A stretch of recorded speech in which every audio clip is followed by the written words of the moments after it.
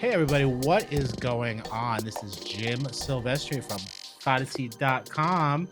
I am here to talk about everything nightlife, specifically Brooklyn, here for OK BK. That's a little segment that we're doing. We're going to be talking about all sorts of interesting things with all sorts of interesting people. And oh my God. Speaking of interesting people, look who happens to be sitting right next to me. The ravishing and beautiful, current reigning Miss Bushwig. It's me. Mariyea.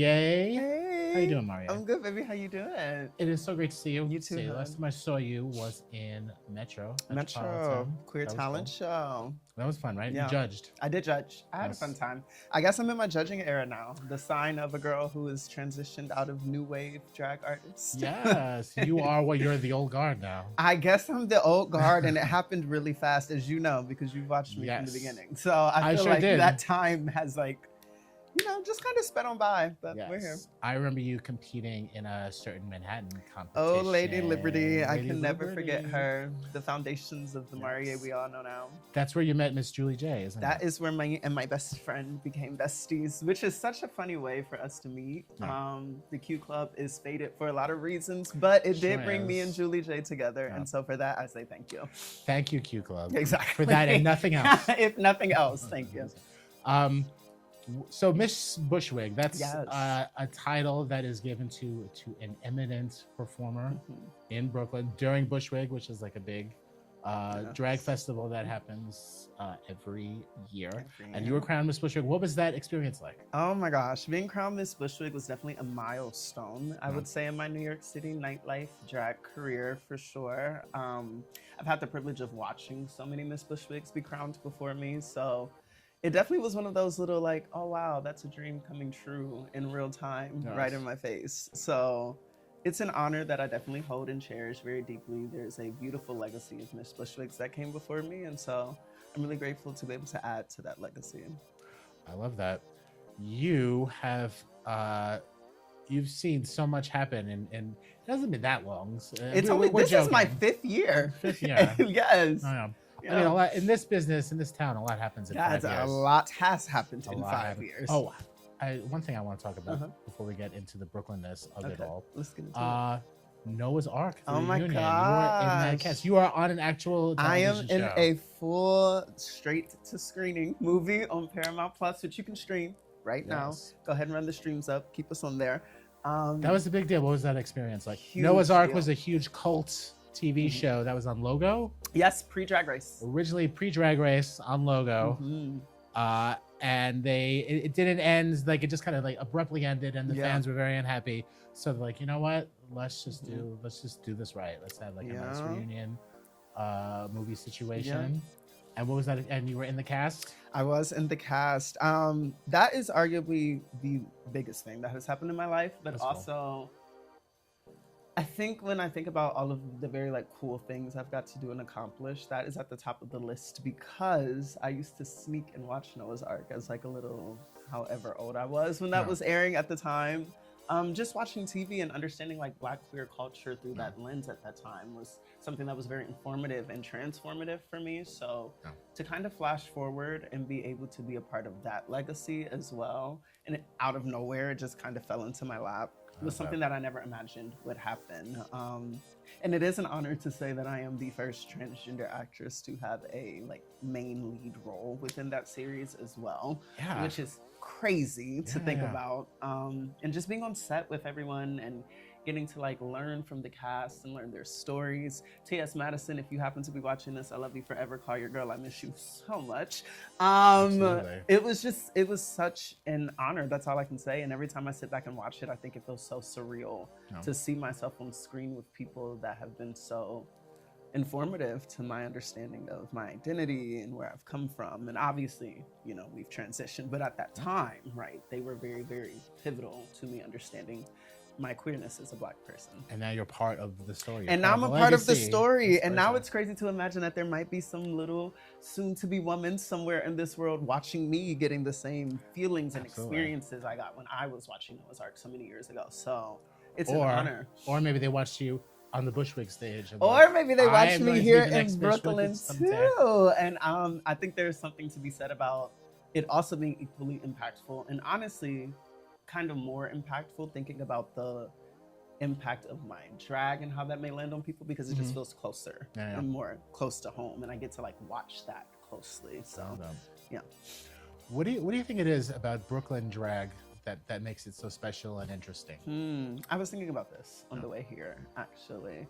I think for me, what really interests me in doing drag, like obviously I'm a child of the Drag Race era. I think that's okay to admit.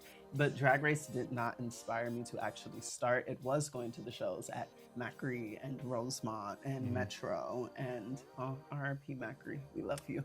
It was going to those shows and just watching the, like, for lack of a better word, chaotic, unabashed, reckless energy that existed in the room. It kind of distorted what I understood drag to be as this like pretty neat, packageable, easy to kind of put in a box situation. And as an artist and as a theater maker, I think I got really excited at the idea of feeling like I can do anything within this art form.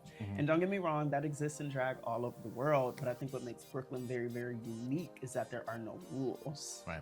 And I love that about the Brooklyn nightlife scene in particular. And I think that's why it's taking over so much. I would argue that Brooklyn is now the epicenter of New York City drag, period.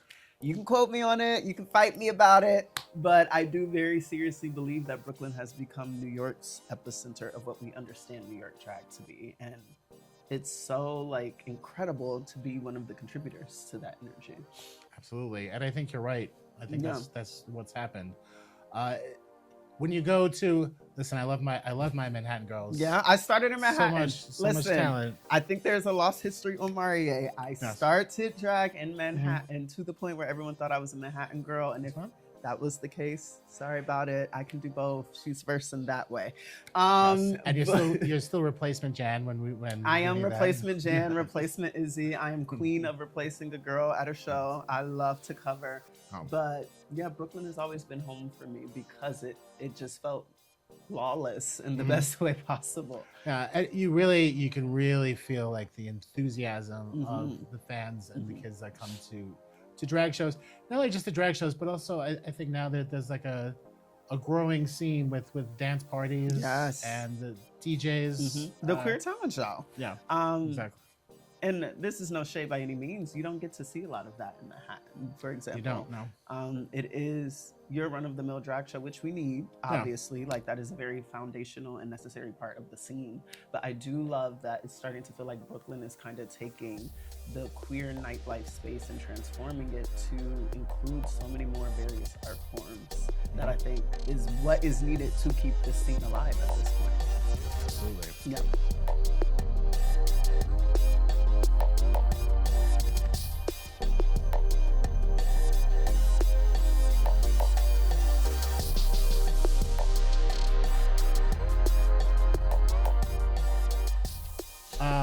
So you have seen in your brief 5 years of excellence within Brooklyn Nightlife, probably a lot of things change, right? Oh my gosh, and so fast. I think I've really been realizing that a lot more recently.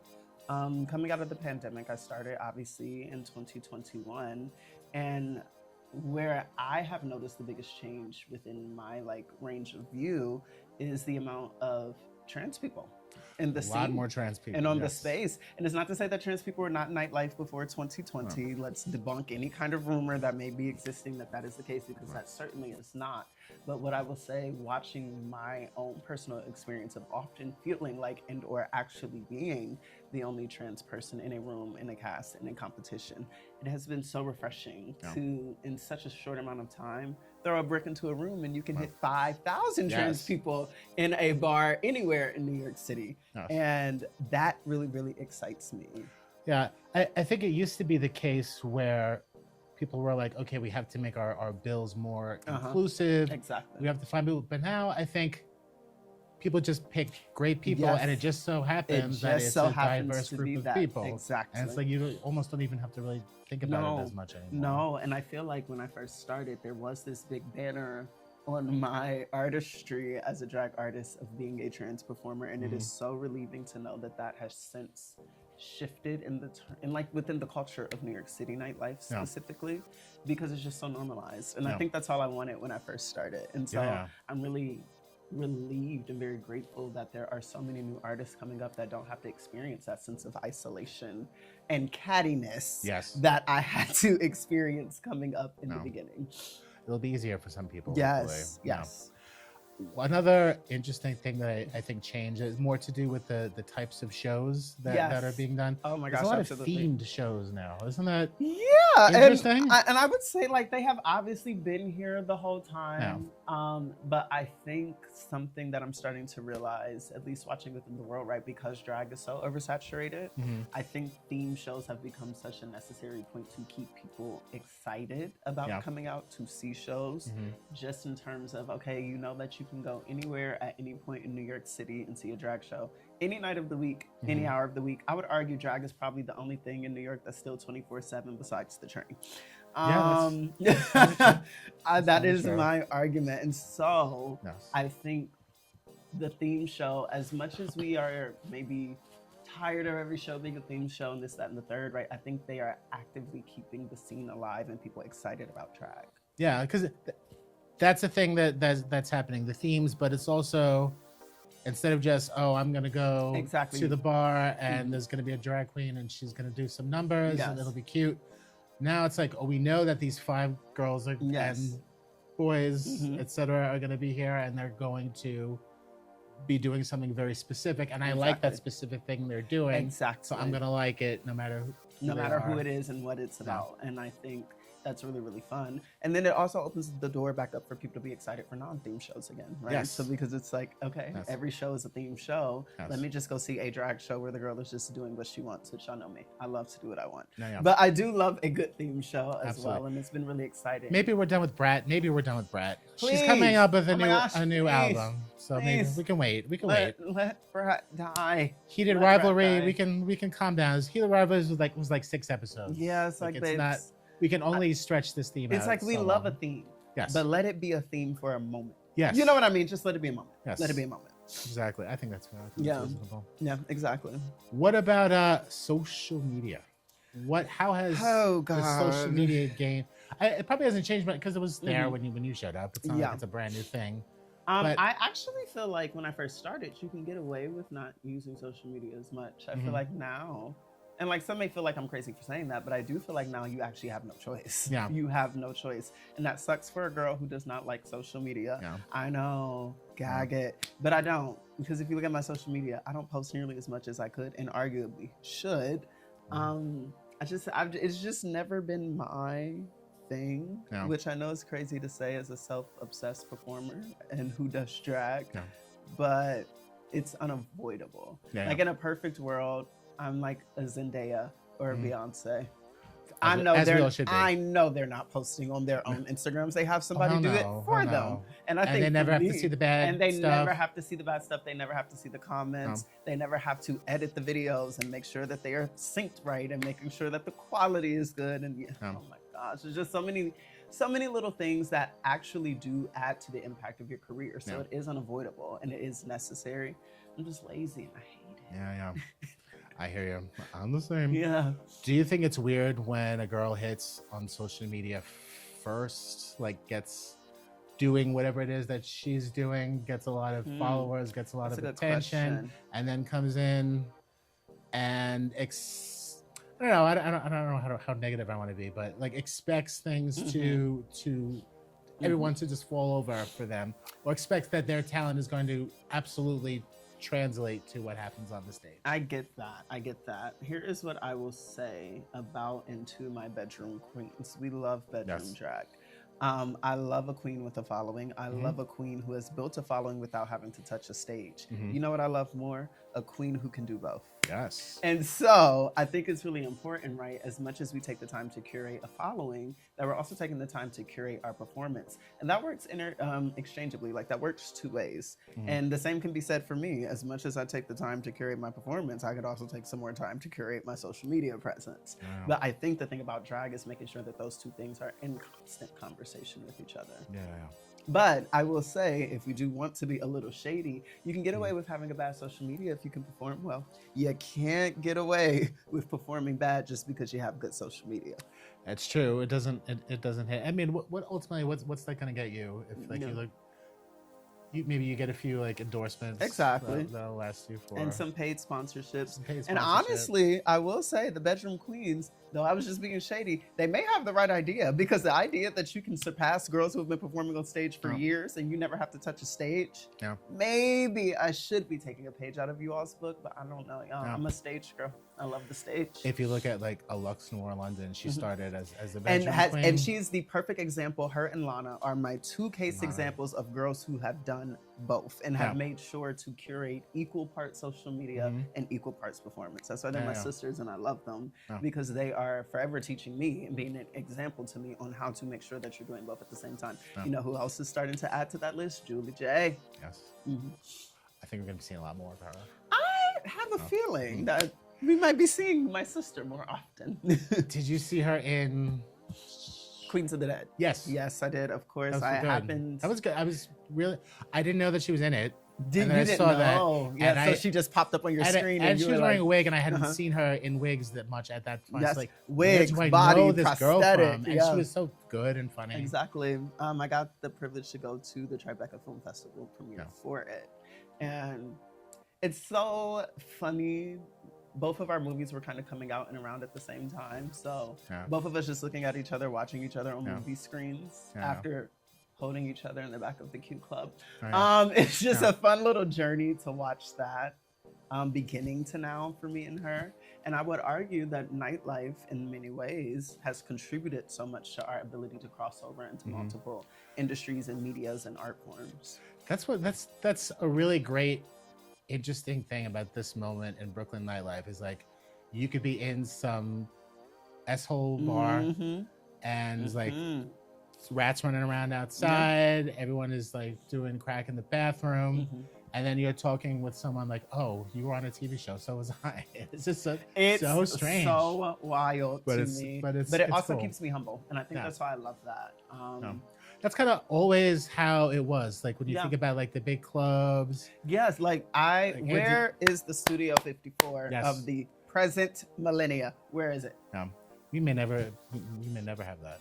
I need somebody to invest in that. Yeah. Like, take a break from the theme shows and invest in getting us a Studio 54 for 2026. Please. Yeah. Do you think kids are dancing enough now? Do you think they're interacting? And I think that's the problem. I think, and I'm very guilty of this too, because I can't tell you the last time I have gone out to not just sit and talk to everybody.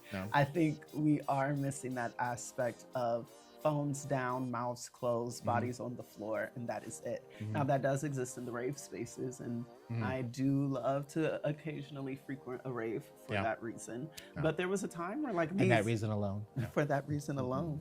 Okay. There was a time where all of our gay bars used to be the same way. Yes. There was a time where you would go to Metro to just dance. There was a time where, when I was like 19, freshly moved into Brooklyn, I was going to the Rosemont not to see drag. Not to go talk to people. I was literally going to just go dance. Yeah. And I miss that. I think we need more of that back into the general sense of the scene as well. It's creeping its way back. It is, slowly but surely. But it's also like just a generational thing. I don't think this current generation. First we'll learn to dance, and then we'll start talking to each other. You can dance first and then talk. It's like, okay, I get it. COVID messed everybody up. We all don't know how to socialize anymore. That is fine. Shut up and dance. And now maybe we have a new disease coming. Oh, we should change the subject. change the subject.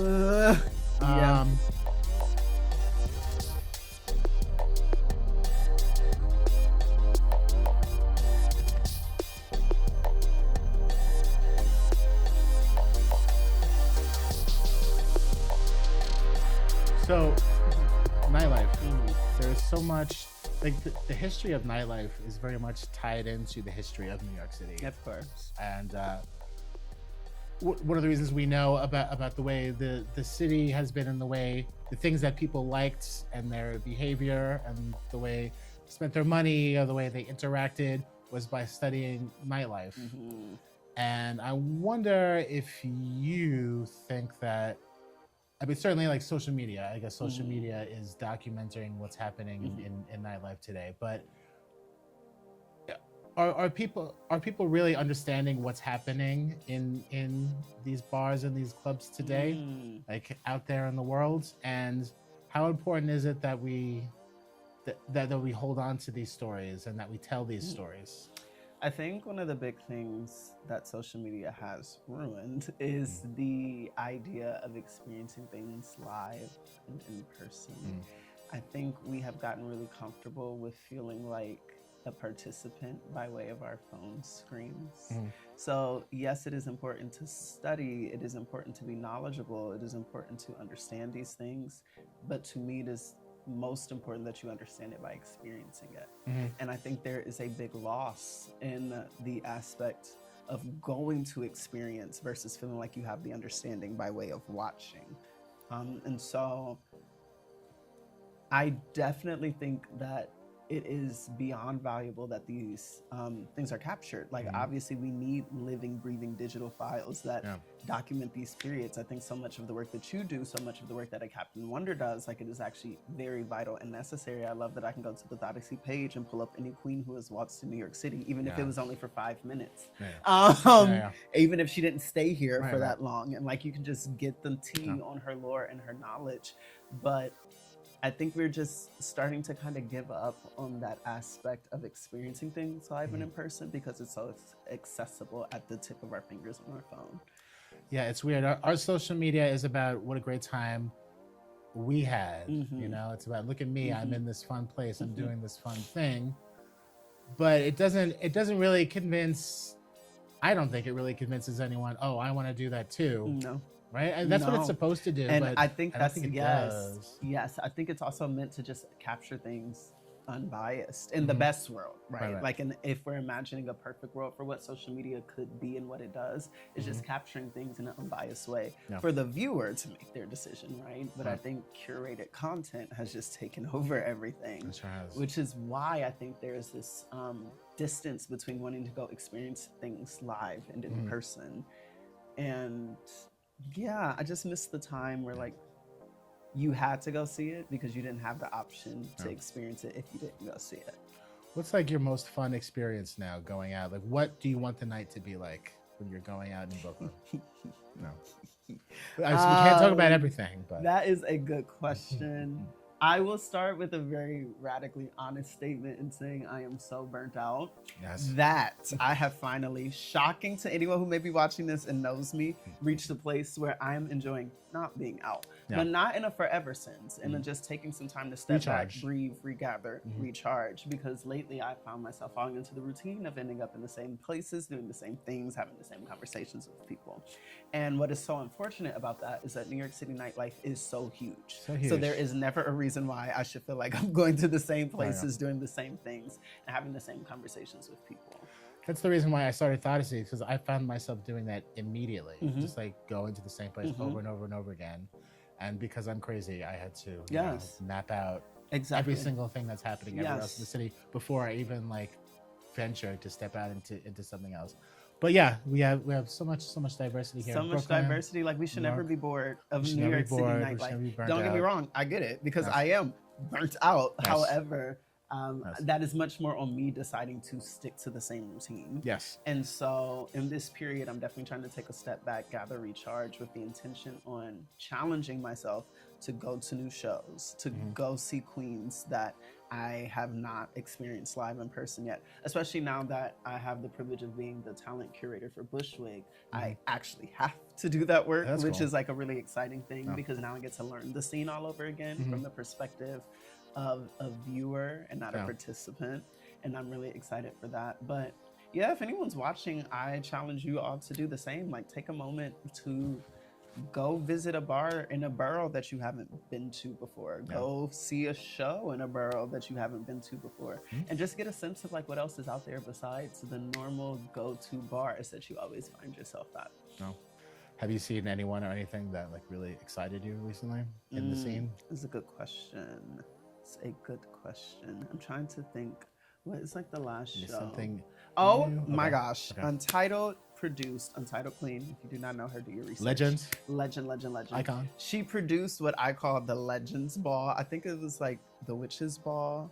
I forgot the exact title of the show at Come On Everybody. I called it the Legends Ball because it was untitled. It was Tyler Ashley, Charlene, Mocha Light, Lucy Balls. I know I'm forgetting some people. Patty Spliff. Well, the 2010 folks, basically. Yeah. Pretty much the building blocks of Brooklyn, New York City drag. Yep. And it inspired me so much just to like step into that time capsule for a second and to kind of recognize, oh, these are the artists that laid the groundwork that I have the privilege of walking upon. And I think that is something that I am missing in this scene right now. That just like, we're going to throw it up at the wall and see what sticks. Yes. And there was something so inspiring about watching these legends, mind you, still keep alive that very energy that built the scene that we're now all a part of.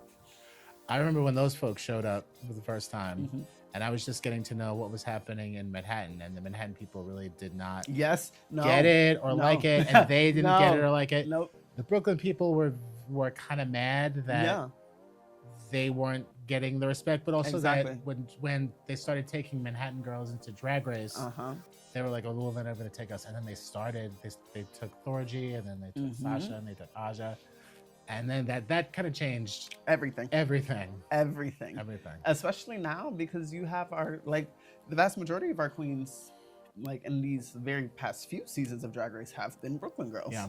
Dawn is an all-star. Like pretty much anyone who has been on the past 3 or 4 seasons have represented Brooklyn. Yeah.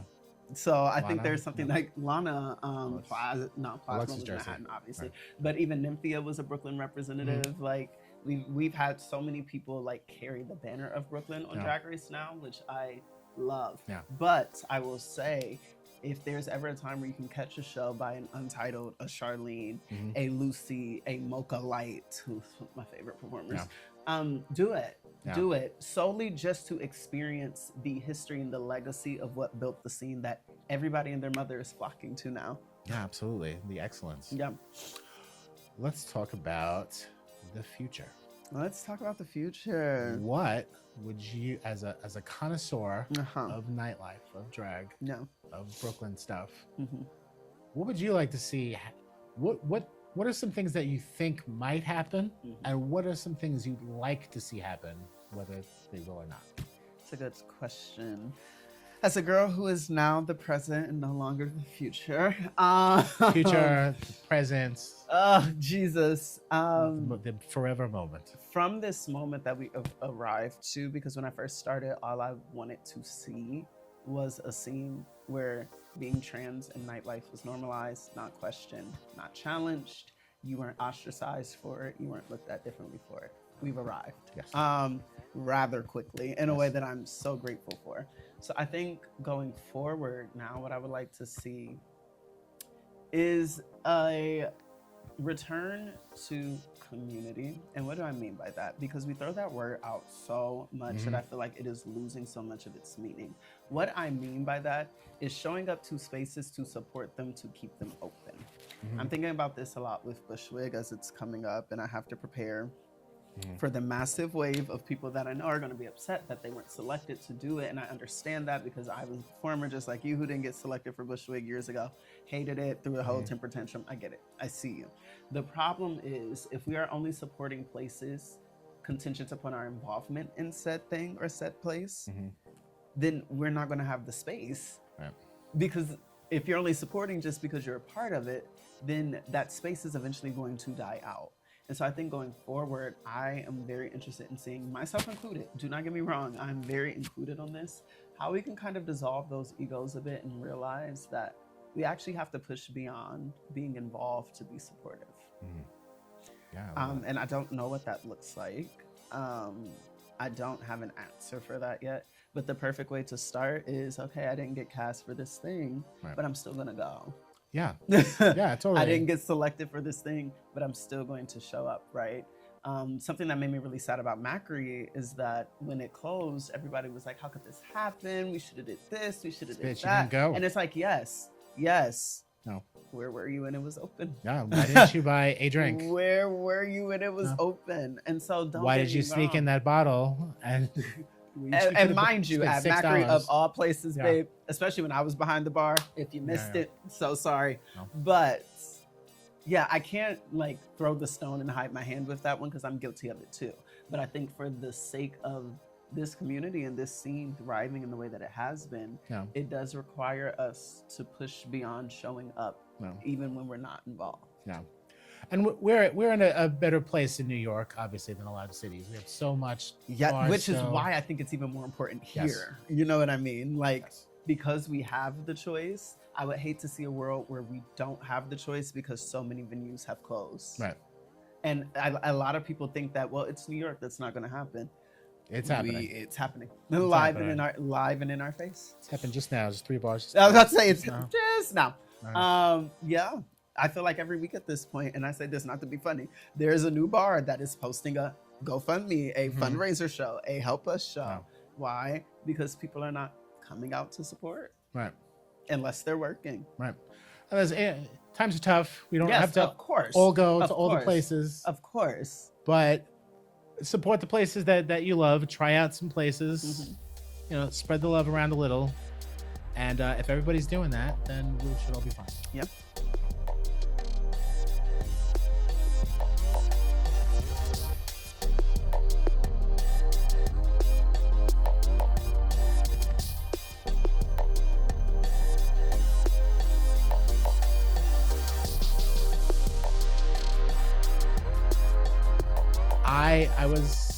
I was at a few Brooklyn Nightlife Awards. The very first Brooklyn Nightlife Awards, I believe. No, I'm probably wrong. Here's what I meant to say. $3 bill when it opened. Yes, that I do First know. night was that year's Brooklyn Nightlife Awards. That I do know. And I think that is so cool. Forgotten history. Yeah, Forgotten exactly. history. Yep. So the first time I was invited to the Brooklyn Night, I was a nominee at the Brooklyn Nightlife Awards. It was the first time I saw $3 bill. Like, wow, this is a cool place. So that was cool. But that was a place where Brooklyn talent was not being so recognized by. And actually, I started Glam the Awards. Glams if we really want to wake that up. Yeah. Yeah. That's what the Brooklyn Nightlife Awards were for. And people got bricks. I know. I wanted a brick have a few so bricks. bad. I've seen a few of the bricks. I think they're really cool. They were cool. It's the only brick I want to be associated with. And it was a big deal. People made a big deal about it. People were very proud to receive their BNAs, and it was an exciting time. What do you think the Brooklyn Nightlife Awards represents for the Brooklyn nightlife community? Yes. Recognizing that it has shifted from a space of necessity is an interesting way to enter into this question, right? I think the original inception of the Brooklyn Nightlife Awards was because Brooklyn was not being recognized for its impact. Now it's unquestionable that Brooklyn is the impact for New York City drag, right? And so I think in a way what that now means is honoring that transition. Yes, absolutely. And honoring the fact that this is now an awards system that is no longer built on Brooklyn not being excluded. It is built on Brooklyn now being the epicenter. And I think that there is something that's very exciting about that. And I think that is a cool opportunity that the BNAs has to capitalize on now. Of Brooklyn is now the epicenter of New York City drag. And so what does it mean for us to have an award system that acknowledges, recognizes, and honors that too? Who should win? Who should win a Brooklyn Nightlife Award? So now this question is hard for me because I feel like Brooklyn has taken over the Glams, right? I know. And so for me, who I would like to see win is some of, in my personal opinion, this may be, take it how you want it. I want to see the artists that we still don't see get nominated for Glam Awards, be our nominees for BNAs. I want to see the girls who do shows at Purgatory have nominations. I want to see the people who do shows at All Night Skate have nominations. And yes, Dee Opulence and Daniela Darling, like yes, y'all got that, y'all know. But that to say, right, I want to see Coney Island, Pink Metal, Yes. like all these RIP, like. they closed. Did they close? They closed. Per our conversation earlier, While we were everyone, talking, while just we now, were they talking, a closed. whole nother bar closed. That's why my phone is beeping. They're like, the guy. Oh my gosh, I did not know that. Wow, that's crazy. Yeah. Because for me, I want to see a BNA where like the non-commercialized aspect of Brooklyn drag. That's the Glam Awards now. The commercial part of Brooklyn has taken over the Glam Awards. Love that for us. Yes. And I want to see what still exists within the underground aspect of Brooklyn nightlife to be honored. Absolutely. So, Brooklyn artists, do you think people in general underestimate the impact that they have on culture? I mean, we're talking about, I guess, drag race, but also maybe fashion in general, maybe types of performances in general. I think the cool thing about Brooklyn, I think because Brooklyn drag was underground for so long, the thing about being in any kind of art space or art form that is underground, I think Brooklyn drag, I think ballroom, I think rave culture, you actually have no choice but understand that you are a culture. Because you are creating the culture because it is existing underground for it to exist in the mainstream. And so I don't think Brooklyn artists necessarily underestimate it per se. I just don't think they need it to be recognized because it's understood. Right. Nightlife is a weird thing to talk about how it affects culture, because in a way, culture affects nightlife, and nightlife kind of distorts it and throws it back into the culture. It's like this feedback loop, right? Where like you're giving one thing, it's being thrown back at you in this way. You're giving another thing, it's being thrown back at you in that way. And so I think my favorite thing about Brooklyn nightlife in particular is the quiet confidence. I don't have to say that I am impacting the culture because I know I'm impacting the culture. And I think that is something that I've always, always, always loved the most about Brooklyn nightlife and Brooklyn drag. And I honestly think it should stay that way, because I think the minute that we start wearing the chip on our shoulder of this would not exist without me, that is a dangerous, dangerous territory. Absolutely. Although this wouldn't exist without you, though. Thank you. That's true. You've done it all. Thank you. See, you can have it said to you and say thank you, but I'm not going to say it. Who would not? Yeah. To Mariyea. Thank you. So August 25th, Gosh. Brooklyn Nightlife Awards. What do you hope to see when everyone's together doing their thing? Some people are going to be performing. Some people are going to be presenting. Some people are going to just be watching and chilling and partying. Some people are going to be bitter betties, I'm sure. But what do you want to see in general in that room, when you walk in that room? I hope this doesn't sound shady. I want to see people not taking it so serious. Yes. I want to see. I mean, the award is a brick, for crying out loud. Don't cry for a brick. I want to see people just kind of chalking it up and having a great time. Anjay Tifa did the Anjay Tifa Awards. Yes. Where it was just this like hilarious, funny thing, right? And like obviously, like these are not spoof awards. Like we actually are recognizing contributors to the Brooklyn community and the drag scene. Like I'm not saying like it is not something that isn't of value and of note, but I do want to see it not be treated as though we are at the Oscars. Yes, we're artists and we're doing our thing and we're all that. But we're also garbage pail kids. I was about to say, and the Glam Awards still exist. So to me, I think to keep that differentiated between what that is and what this is I really want this to just kind of be like, when you're at high school and they're handing out superlatives, and like, yes, you can be mad that you didn't get your superlative. That exists. Lord knows I wanted a lot more than I got. I did get a lot, but I wanted a lot more. But just that feeling of it like being fun and light and hee and haha, and we're just here having a good time at $3 bill with our bricks in our hand. Yes. I think in a perfect world, like we're gonna come, we're gonna have a good time, but the Glams feels like that very like canonical, this is an award show. Right. And I think in a perfect world, I would love to see a B&A's where it's like, girl, get up here and get this brick. Yes. But also in fairness, I'm one of those toxic old bitches. If you want to like be mad about it, I think that's fine. Be messy. I love mess. I like that. I'm just gonna watch. I'm not gonna be a part of it. Be messy. But yeah. Why not? I mean, you're gonna have to perform. If you're not performing on the stage, be messy on the floor. Exactly. Absolutely. That's what I'm here for. Mariyea, putting you on the spot. Put me on the spot. If you can describe Brooklyn Nightlife in one single sentence, 3 to 6 words, what would you say? What's the state of Brooklyn Nightlife today in one sentence? Brooklyn nightlife is transitioning. Ellipses. It is unique. You can't not have that word in there. Right. And Brooklyn nightlife is forever expanding. Love that. And we're going to see how much farther it's going to expand. Ooh. Mariyea, it has been a wonderful evening here Thank you. at Middle Iron Studios. The next time I'm going to see you, I'm probably going to see you before. I'm sure. I am going to see you at the Brooklyn Nightlife Awards We'll in be there. August in Brooklyn. Yes. Obviously, I'm very excited. Me too. Yeah. We'll have our bricks in hand. Absolutely. Everybody, thank you for hanging out with us tonight. My name is Jim Silvestri, Odyssey.com. Check it out.